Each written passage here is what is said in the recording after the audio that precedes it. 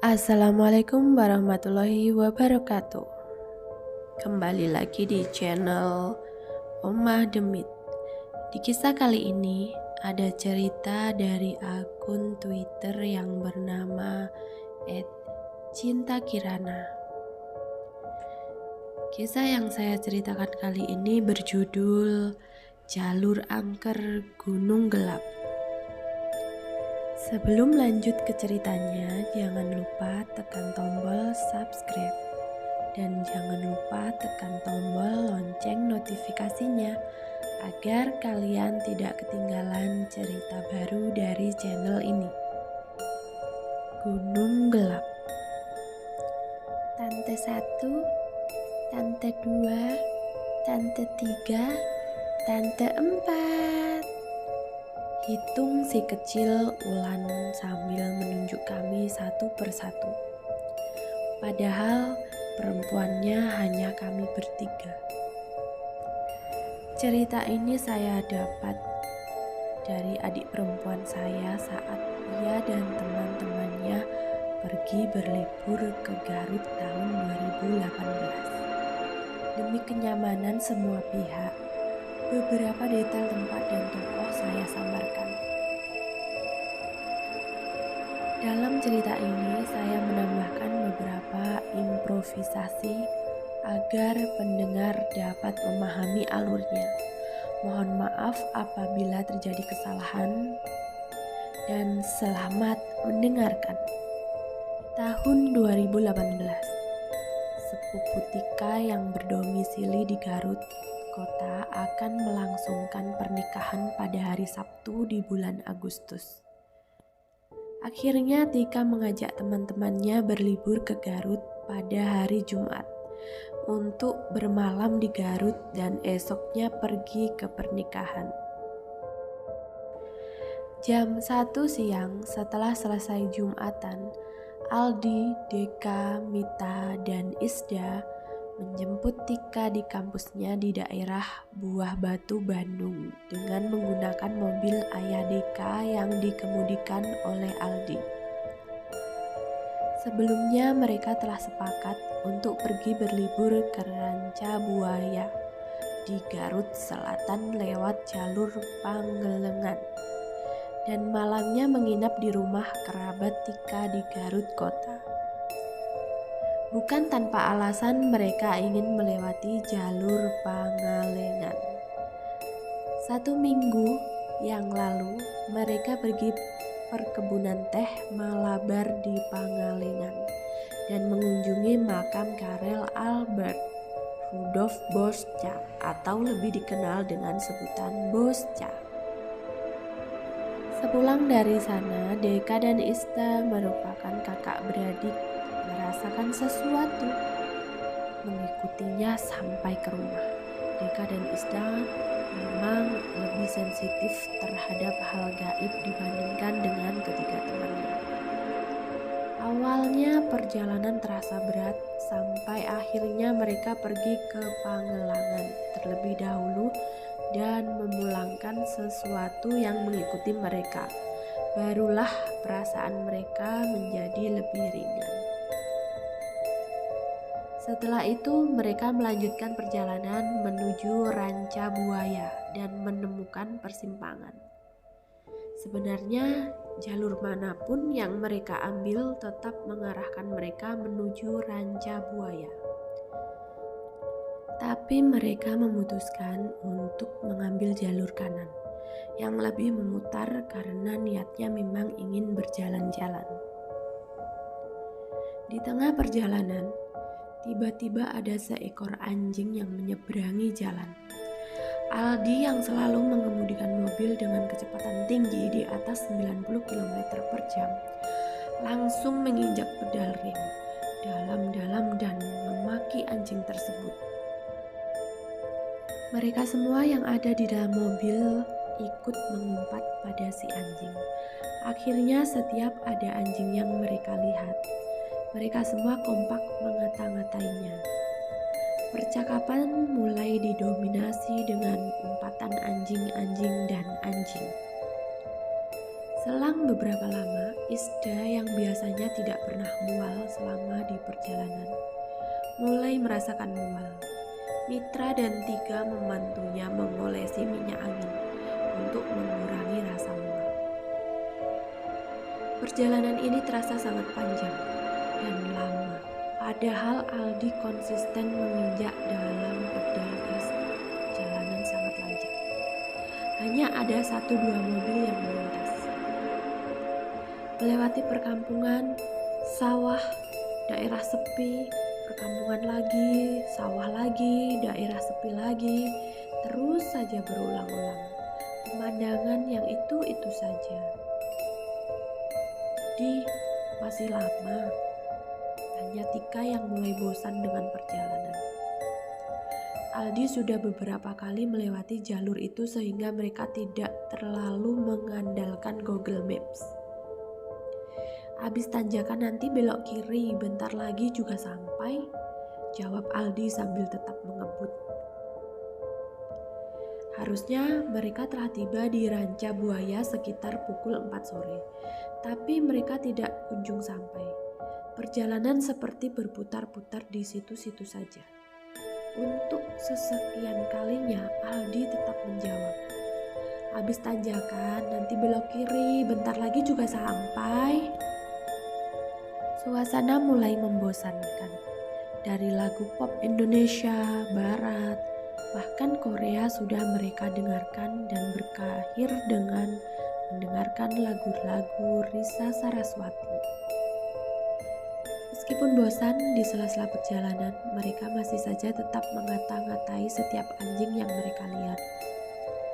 Sekitar pukul 5 sore, mereka melintas di daratan yang lebih tinggi dan bisa melihat secara jelas pantai Ranca Buaya. Mereka kegirangan menatap lautan dan ombak yang berderu dari kejauhan. Obrolan pun beralih membahas sejarah tentang penamaan Ranca Buaya. Mereka tiba-tiba di daerah Ranca Buaya saat azan maghrib berkumandang. Aldi memarkirkan mobil saat melihat masjid di pinggir jalan kawasan Ranca Buaya. Mereka turun, meluruskan badan dan mengambil air wudhu untuk sholat maghrib. Orang-orang yang hendak sholat berjamaah sudah berdiam di dalam masjid dan hanya mereka saja yang mengambil air wudhu. Saat Tika dan teman-teman masuk ke dalam masjid, semua orang yang ada di dalam masjid menatap mereka dengan tatapan yang aneh, seperti keheranan, namun tidak berbicara sepatah kata pun. Bukankah wajar ya ada orang lain ikut menumpang sholat di masjid pinggir jalan? Kenapa melihat kami seperti itu? Batin Tika. Setelah selesai sholat pun orang-orang itu masih berdiam di dalam masjid. Hanya Tika dan teman-teman saja yang beranjak keluar. Di parkiran mereka berdiskusi tentang rencana berikutnya. Karena hari sudah gelap, mereka memutuskan untuk tidak berkunjung ke pantai dan melanjutkan perjalanan ke Garut kota untuk mencari tempat makan malam. Kali ini mereka sepakat untuk menggunakan bantuan Google Maps agar lebih cepat sampai. Aldi melesatkan mobil meninggalkan kawasan Ranca Buaya. Di perjalanan saat dihadapkan pada perempatan, Pet mengarahkan mobil untuk berbelok ke arah kiri. Mobil pun mengikuti arahan dari Max. Saat berbelok, hujan langsung turun dengan lebatnya tanpa aba-aba, tapi mobil tetap mencoba menyusuri jalan. Jalan ini bukan jalan raya seperti yang dari tadi mereka lalui, gelap dengan jalanan rusak yang menyempit dan berbatu. Makin masuk ke dalamnya, jalan ini mengarahkan mereka menuju ke arah perkampungan di ujungnya. Tidak mau mengambil resiko, Aldi memutar balik mobil dan melaju ke jalan raya sebelum mereka berbelok. Terlihat beberapa tukang ojek yang sedang mangkal memperhatikan mereka keluar dari jalan itu. Tiba-tiba di jalan raya, Isda yang sedari tadi diam saja mulai merasakan mual yang tak tertahankan. Hujan sudah mulai berhenti. Aldi kemudian memberhentikan mobilnya di pinggir jalan yang sepi. Hanya terdapat pepohonan dan semak-semak di sini. Isda turun dari mobil dan mengeluarkan isi perutnya dibantu Mita yang memijiti bagian belakang leher Isda. Deka juga ikut turun dari mobil dan menyalakan rokoknya dengan kesusahan karena angin berhembus sangat kencang. Saking kencangnya pohon-pohon bergoyang miring mengikuti arah terpaan angin. Deka menyarankan Isda untuk masuk dulu ke dalam mobil dan mencari tempat yang lebih pas untuk memarkirkan mobil. Saat mereka semua masuk, angin tiba-tiba berhenti berembus, seolah pepohonan tidak pernah bergoyang terkena angin. Tak lama, mobil berhenti di arah depan dekat sebuah rumah kecil yang sepertinya sudah lama tidak dihuni. Isda turun mengeluarkan isi perutnya lagi dan kini dibantu Tika. Deka pun turun ikut merokok sebatang lagi. Ada hal tak biasa terjadi. Sebelum mereka turun dari mobil, angin tiba-tiba berhembus kencang saat mereka turun. Dan mereka menaiki mobil, angin kembali berhenti. Deka dan yang lain hanya bisa menggerutu. Hening mereka keanehan yang terjadi. Setelah rasa mual Isda sudah mereda, mobil kembali melaju sampai akhirnya mereka mulai memasuki jalanan kawasan Gunung Gelap. Lihat deh, nama gunung ini Gunung Gelap loh. Serem banget sih namanya, ujar Tika memulai percakapan sambil melihat maps dari HP yang sedang digenggamnya. Yang kemudian disahut dengan santai dan candaan dari teman-temannya. Setelah lewat jalan ini, gak lama lagi kita bakal nyampe di Garut kok, ujar Aldi santai. Tidak sampai 5 menit berselang, jalanan tiba-tiba mendadak sepi. Tidak ada yang melintas di jalan itu kecuali mobil mereka. Ditambah kabut tebal yang dengan cepat menyelimuti jalanan, membuat jarak pandang menjadi terbatas, hanya sekitar 2 meter ke depan saja. Penerangan jalan pun hanya mengandalkan lampu sorot dari mobil yang terbatas. Keadaan jalan yang gelap dan curam, dengan sisi kiri tebing dan sisi kanan jurang, membuat Aldi memperlambat laju mobil dan ekstra hati-hati mengemudikannya. Isda yang sedari tadi lemas akibat mual akhirnya tertidur disusul oleh Mita. Tika dan Deka tetap berjaga menemani Aldi. Dalam kegelapan, samar-samar Deka melihat siluet seorang laki-laki berdiri di pinggir jalan sebelah kiri. Orang itu hanya berdiri saja seperti mematung tanpa melakukan apapun. Tak lama Tika melihat hal sama di sebelah kanan jalan. Sedang apa orang berdiri di pinggir jalan Gunung Gelap malam-malam begini? Batin mereka tanpa membahasnya. Aldi masih fokus mengemudi mobil sampai akhirnya mereka bertiga melihat sesuatu seperti kain putih terbang dengan cepat di bawah kap depan mobil ke arah atas dan menghilang begitu saja.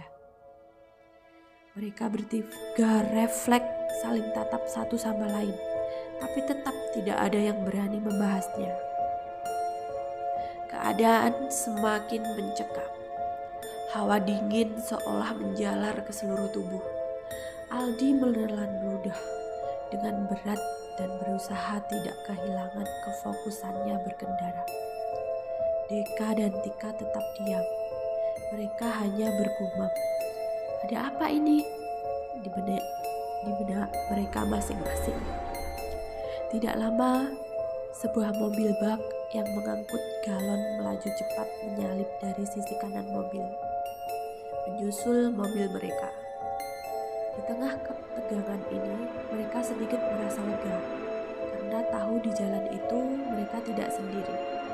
Akhirnya Aldi mulai mempercepat laju mobilnya agar bisa menyeimbangi kecepatan mobil bak di depannya. Kabut yang semakin tebal membuat mobil bak di depannya sudah tidak terlihat. Semakin dikejar malah semakin tidak terlihat. Mobil bak itu seolah hilang tanpa jejak. Padahal Aldi sudah tancap gas berusaha untuk menyusulnya. "Al, pelanin mobilnya. Bahaya kalau ngebut," ujar Deka mengingatkan Aldi yang masih mencoba mengejar mobil bak. Di saat bersamaan, entah mengapa, Deka bergerak melihat ke bagian depan bawah ban mobil sebelah kiri dari kaca mobil. Tiba-tiba Deka melihat jalan aspal yang dilintasi ban mobil sudah tidak ada, berganti menjadi batu-batu kerikil dan tanah dengan cepat. Deka berteriak kencang, "Aldi, awas!" Aldi membelakkan matanya dan sangat kaget ketika kini yang ia lihat adalah tebing tinggi yang tanpa ia sadari sudah berhadapan dengan mobilnya. Dengan sekuat tenaga, Aldi membanting setir ke arah kanan dan menginjak rem dalam-dalam. Mobil berhenti mendadak, membuat penumpang yang duduk di kursi belakang terpental menabrak kursi depan. "Gila, hampir aja!" teriak Aldi. Isda dan Mita yang terbangun akibat terpental kaget karena mobil berhenti mendadak. "Kenapa ini? Ada apa?" tanya Mita. Sementara Isda mengaduh memegang kepalanya yang menghantam kursi. "Lu gak lihat di depan ada tebing?" tanya Deka panik. "Sumpah, dari tadi gue ngikutin jalan aspal," sahut Aldi. "Kamu gak ngantuk kan, Di?" tanya Tika. Aldi menggelengkan kepalanya. Napas mereka berderu kencang, tak kalah dengan detak jantung yang seolah melonjak dari tempatnya. Keadaan hening sesaat, masih dalam sepi. Kini mereka diselimuti perasaan takut yang luar biasa. Tahu ada yang tidak beres. Deka mengajak semua temannya berdoa. Deka membatin sambil berkata dalam hati, "Kami tahu kami sudah berlebihan, kelewatan batas, kami salah. Kami minta maaf, tolong dimengerti. Kami tidak bermaksud merusak atau mengganggu. Kami hanya ingin bersenang-senang saja." Setelah mereka bisa menguasai diri dari kepanikan, Aldi kembali menjalankan mobil dengan perlahan dan hati-hati.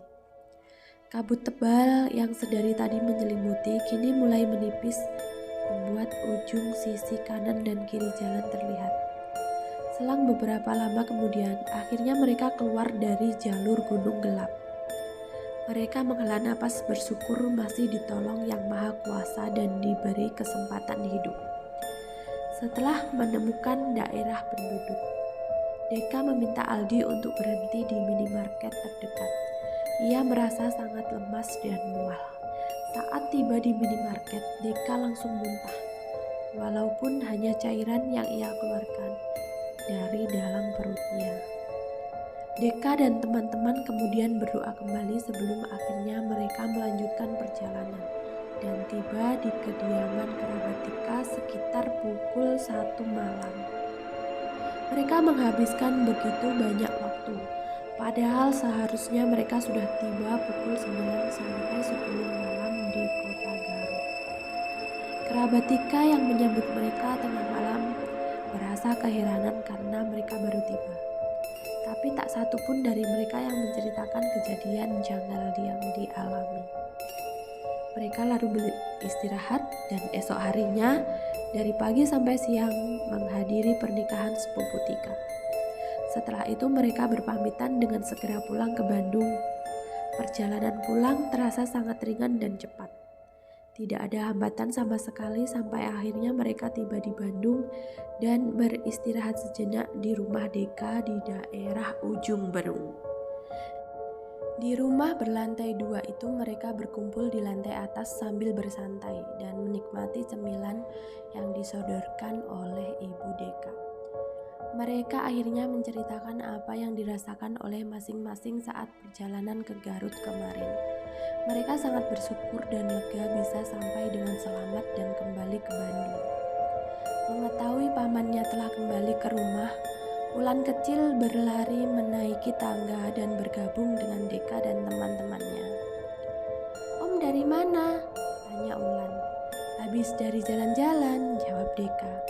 "Oh, habis jalan-jalan ya? Sama tante satu?" hitung Ulan sambil menunjuk Tika yang duduk di samping Deka. "Tante 2, tante 3. Kini giliran Mita dan Isda yang ditunjuk. "Tante 4, Ulan kecil menunjuk pojokan ruangan di dekat Aldi berdiri. Padahal tidak ada siapa-siapa di sana, dan hanya kami bertiga perempuan yang ada di ruangan itu, kecuali Ulan. Ulan kecil lalu melompat ke pangkuan Deka sambil memeluk pamannya erat-erat. Mereka yang ada di ruangan lalu saling melempar pandangan. Kita tahu siapa orang terakhir yang ditunjuk Ulan. Mereka hanya berharap siapapun itu tidak datang untuk mengganggu mereka. Setelah selesai menceritakan kejadian ini pada saya, Deka dan Tika menyadari bahwa sebelumnya mereka dan teman-temannya sudah sompral, berkata kasar dan berlebihan. Mereka berharap kejadian ini bisa jadi pelajaran untuk siapapun dan dimanapun agar tidak sompral dan berlebihan. Mereka sangat bersyukur masih bisa selamat dan dari kejadian saat itu dijadikan pelajaran yang sangat berharga. Akhir kata, saya doakan semoga kita selalu diberi keselamatan dan terhindar dari segala bahaya dimanapun dan kapanpun. Amin. Sekian video kali ini, saya ucapkan terima kasih.